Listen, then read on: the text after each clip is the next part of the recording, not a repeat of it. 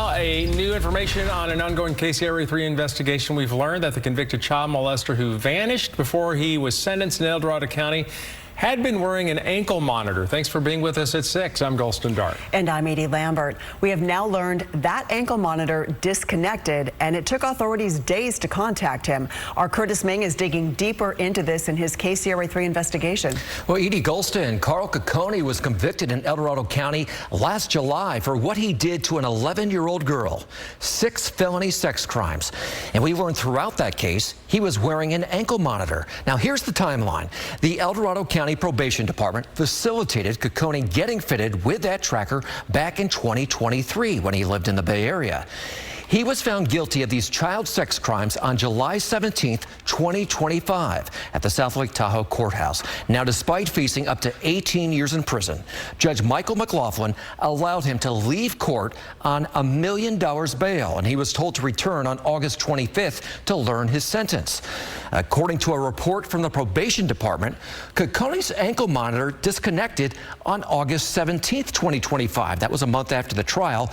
This was on Taraval Street in San Francisco.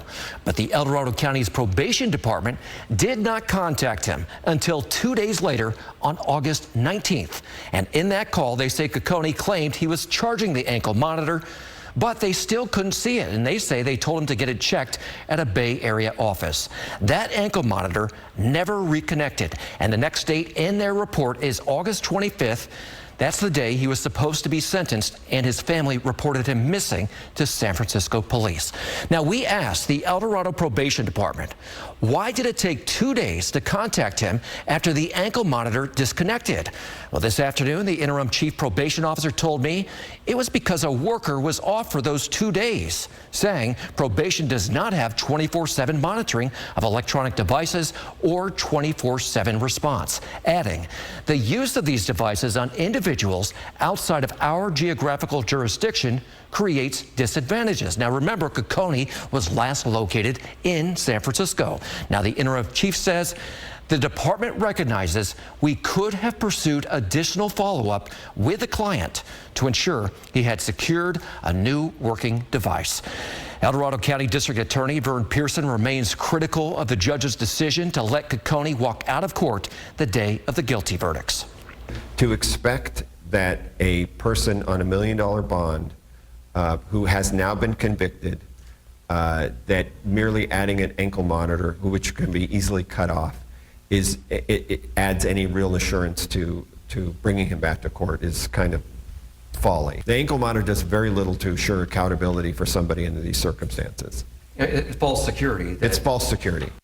Between the guy walking out of court and this ankle monitor situation, some people might be going, what the heck is going on in El Dorado County? Well, myself included. I don't like that. This is a county that prides itself on holding people accountable, and unfortunately, that's so far not what has happened.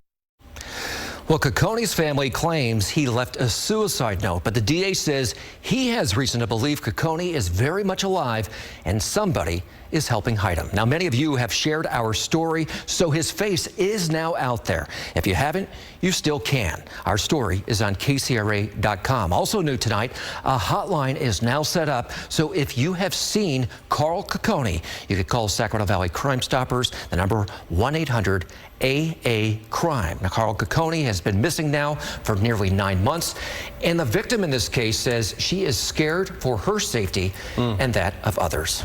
And at the same time, there is someone else searching for this guy, his bail bondsman, who's on the hook for some part of $1 million if he doesn't haul Coconey back into court. So where does that stand? Yeah, the bail company has to produce him at this point to collect. And in a court filing, an investigator tied to the bail bondsman says they have been watching those who are close to Coconey for months now. He does have ties to the Bay Area and the Fresno area, and I have reached out to a long list of people with ties to Coconey. And so far, not one of them has talked to me. Interesting. Yeah. I'd also like to hear from the judge. See what and the judge is saying he cannot talk. The judicial code says he cannot talk or share anything tied to a pending case. Yeah, I mean, the sentencing is still, supposed to happen. Yeah. So, yeah. All right.